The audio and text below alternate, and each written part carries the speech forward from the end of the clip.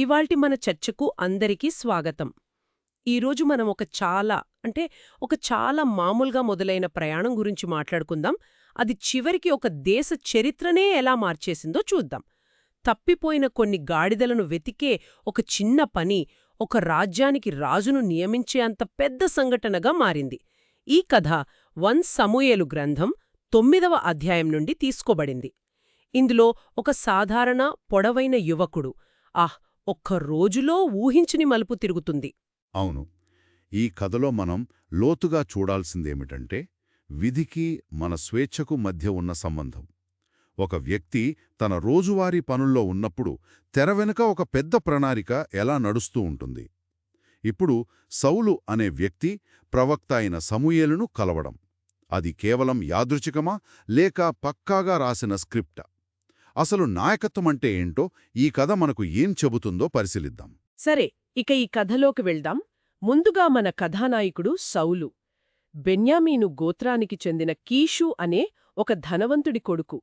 అతని గురించి చేసిన వర్ణన చాలా ఆసక్తికరంగా ఉంది కదా. అతను చాలా అందగాడని, ఇశ్రాయేలీలులో అతని అంతటి అందగాడు లేడని. అంతేకాదు, అందరికంటే ఒక తల ఎత్తు ఎక్కువని కూడా ఉంది. అవును. ఇది కేవలం శారీరక వర్ణన మాత్రమేనా, లేక ఇందులో ఏదైనా అంతరార్థం ఉందంటారా? అది చాలా మంచి ప్రశ్న. చూడండి, ఆ కాలంలో నాయకుడంటే, ముఖ్యంగా రాజు అంటే శారీరకంగా బలంగా ఆధిపత్యం చూపేలా కనిపించాలి. ప్రజలు చూడగానే ఇతను మనల్ని నడిపించగలడు అనే ఒక నమ్మకం కలగాలి. అయితే ఇక్కడే ఒక విరుద్ధమైన విషయం ఉంది. అతని రూపం రాజునా ఉన్నా అతను చేస్తున్న పని అది చాలా సామాన్యమైనది.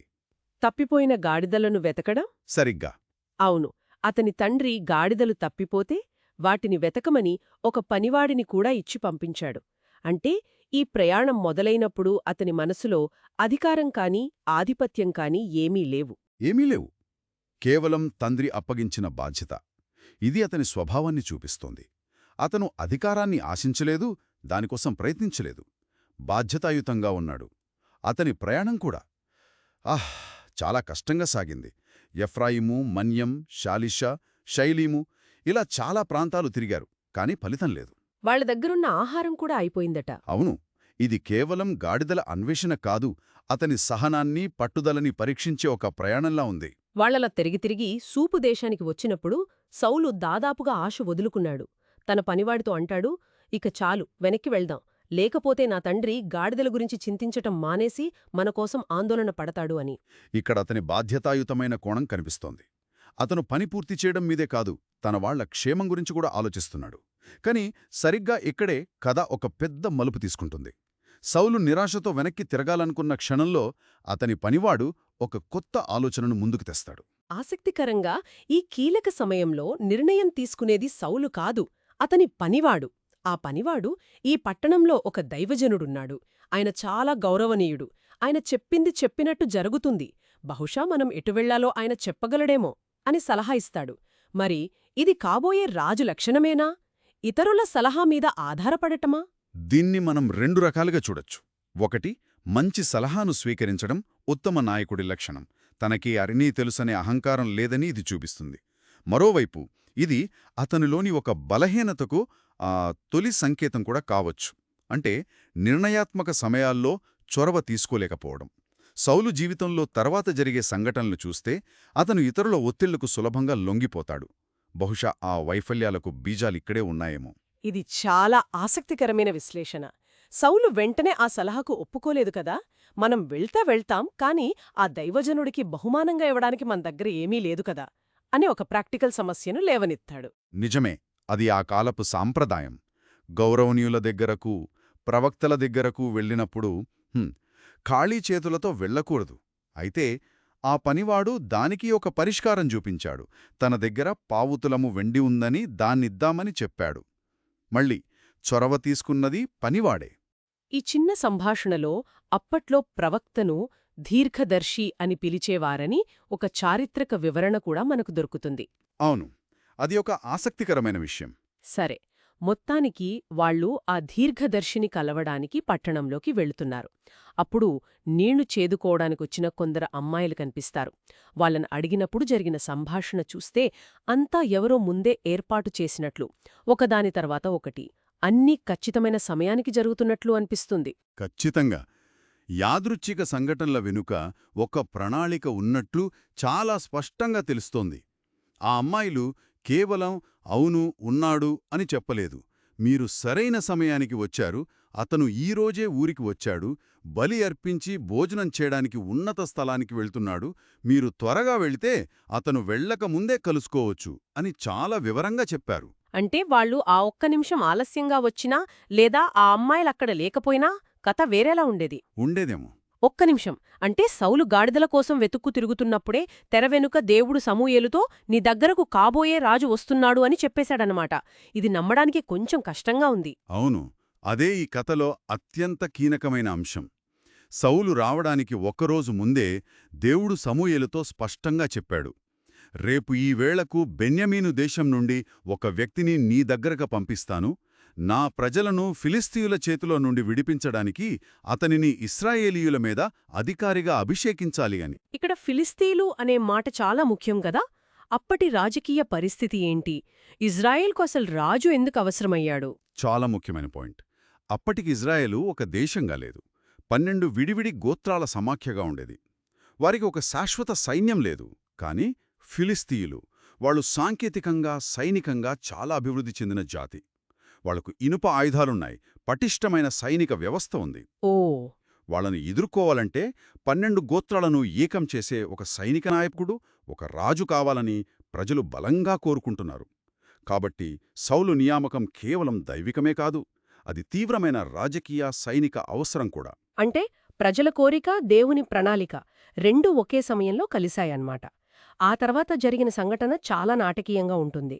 సౌలు సమూయేలుకు ఎదురుపడగానే దేవుడు సమూయేలుతో, నేను నీతో చెప్పిన మనిషి ఇతడే నా జనులను ఏల్తాడు అని చెప్తాడు. ఇవేమీ తెలియని సౌలు చాలా సాధారణంగా సమూయేలు దగ్గరికి వెళ్ళి, అయ్యా, దీర్ఘదర్శి ఇల్లు ఎక్కడుంది అని అడిగాడు. ఊహించండి, తను వెతుకుతున్న వ్యక్తి తన ముందే ఉన్నాడని, ఆ వ్యక్తి తన కోసమే ఎదురుచూస్తున్నాడని అతనికస్సలు తెలియదు. ఈ సందర్భంలో ఉన్న ఉత్కంఠ, అమోహం. ఒకవైపు దైవిక ప్రణాళిక, మరోవైపు మానవ అజ్ఞానం. నిజమే. సౌలు తన చిన్న సమస్య అయిన గాడిదల కోసం వెతుకుతుంటే దేవుడు ఒక జాతి భవిష్యత్తుకు సమాధానంగా అతన్ని చూస్తున్నాడు.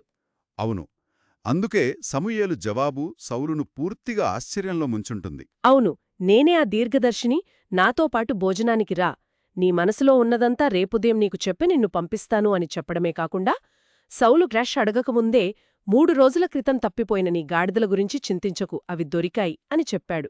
ఇది ఆయన దైవిక శక్తిని రుజువు చేస్తుంది. ఆ తర్వాత సమూయేలు ఒక గూఢమైన ప్రశ్న అడిగాడు. ఇశ్రాయేలీయుల అభీష్టం ఎవరిమీద ఉంది? నీమీద, నీ తండ్రి ఇంటివారి మీద కాదా? అది ఒక బాంబ్ లాంటి మాట. ఖచ్చితంగా. దేశమంతా కోరుకుంటున్నది నిన్నే, నీ కుటుంబాన్నే అని చెప్పడం. గాడిదలను వెతుక్కోడానికొచ్చిన ఒక సాధారణ యువకుడికి ఇది అర్థం చేసుకోవడం చాలా కష్టం.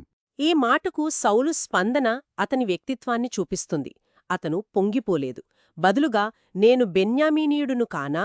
నా గోత్రం ఇశ్రాయేలీల గోత్రాలలో చాలా చిన్నది కాదా? నాతో ఎందుకు ఇలా మాట్లాడుతున్నావు అని ఎంతో వినయంగా అడిగాడు. ఈ వినయం నిజమైనదా లేక అభద్రతాభావమా? బహుశా రెండూ కావచ్చు. అతని స్పందన నిజాయితీతో కూడుకున్నది. బెన్యామీను గోత్రానికి చరిత్రలో కొన్ని మచ్చలున్నాయి, అది చిన్న గోత్రం కూడా. కాబట్టి తన నేపథ్యం దృష్ట్యా అది అసాధ్యమని అతను నిజంగానే భావించాడు. ఈ వినయమే దేవుడు అతన్ని ఎన్నుకోవడానికి ఒక కారణం. ఎందుకని? ఎందుకంటే ఇశ్రాయేలుకు రాజు అనే వ్యవస్థ కొత్తది. అహంకారమున్న నాయకుడు వస్తే ప్రజలు అంగీకరించరు. కాని ఇదే వినయం, ఇదే నేను తక్కువ అనే భావన తర్వాత కాలంలో అతనిలో అభద్రతగా, అసూయగా మారి అతని పతనానికి ఎలా దారితీసిందో కూడా మనం గమనించవచ్చు. అవును. సరే, ఇంతమంది ముందు అంత గౌరవమిచ్చారు. ఆ తర్వాత భోజనశాలలో జరిగినది ఇంకా అసాధారణం. సమూయేలు సౌలును, అతని పనివాడిని పిలిచిన దాదాపు 30 మందిలో వారికి ప్రధాన స్థానం అంటే ముఖ్య అతిథి స్థానమిచ్చాడు. అంతటితో ఆగలేదు. వంటవాడిని పిలిచి, నేను మీకిచ్చి పక్కన జాగ్రత్తగా ఉంచమని చెప్పిన భాగాన్ని తీసుకురా అని చెప్పాడు. ఆ వంటవాడు జబ్బ మాంసాన్ని దానిమీదున్న ప్రత్యేక భాగాన్ని తెచ్చి సౌలు ముందు పెట్టాడు. దీని వెనుక లోతైన అర్థముంది. ఏమిటది? ఆ మాంసం సౌలు కోసం ప్రత్యేకంగా అతను రాకముందే తీసి పక్కన పెట్టబడింది. అంటే ఈ విందు నీకోసమే ఏర్పాటు చేయబడింది, నువ్వు ప్రత్యేకమైన వాడివి అని మాటలతో కాకుండా చేతలతో చూపిస్తున్నాడు. ప్రతీదీ ఒక ప్రణాళికా ప్రకారం, ప్రతి చర్యకు ఒక సంకేతార్థమున్నట్లుగా సాగింది.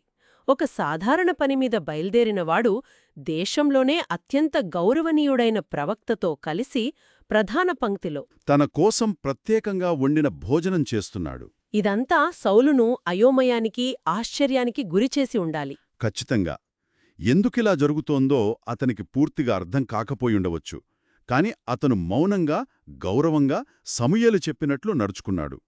ఇది కూడా అతని స్వభావంలోనే ఒక భాగమే. భోజనం తర్వాత వాళ్లు పట్టణంలోకి తిరిగి వచ్చాక సమూయేలు సౌలుతో మిద్దెమీద ఏకాంతంగా మాట్లాడాడు.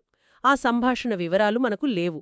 కానీ ఒక రాజుకు ఇవ్వాల్సిన శిక్షణ అక్కడే మొదలయ్యుంటుందంటారా? నిస్సందేహంగా.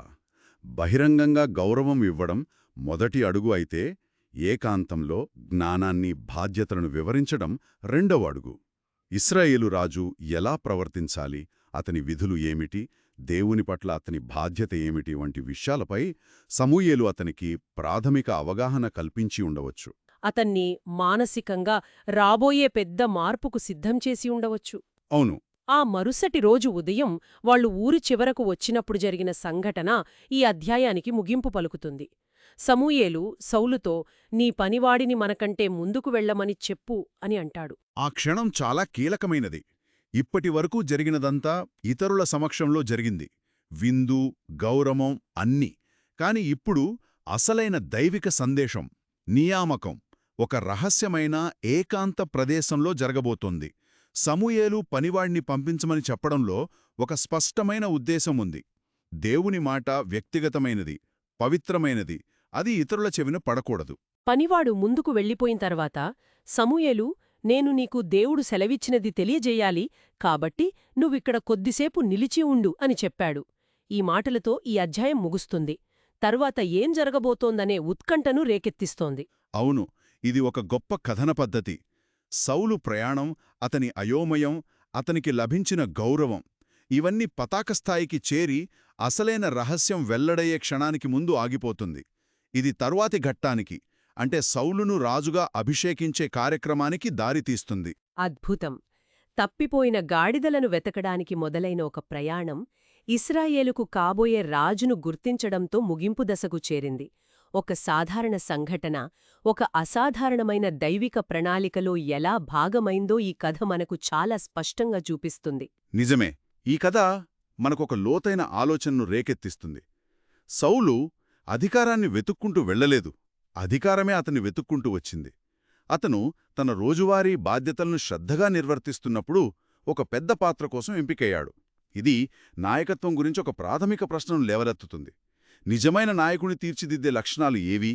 అది గొప్ప ఆశయాలు కలిగి ఉండటమా, అధికారం కోసం ప్రణాళికలు రచించడమా, లేక మనకు అప్పగించిన చిన్న లేదా పెద్ద బాధ్యతలను నిశ్శబ్దంగా శ్రద్ధగా నెరవేర్చే స్వభావమా? అవును. సౌలు ప్రారంభంలోని వినయం అతనికి వరం. కాని అదే అతని పతనానికి శాపంగా ఎలా మారిందో ఈ ప్రశ్నపై శ్రోతలు ఆలోచించవచ్చు.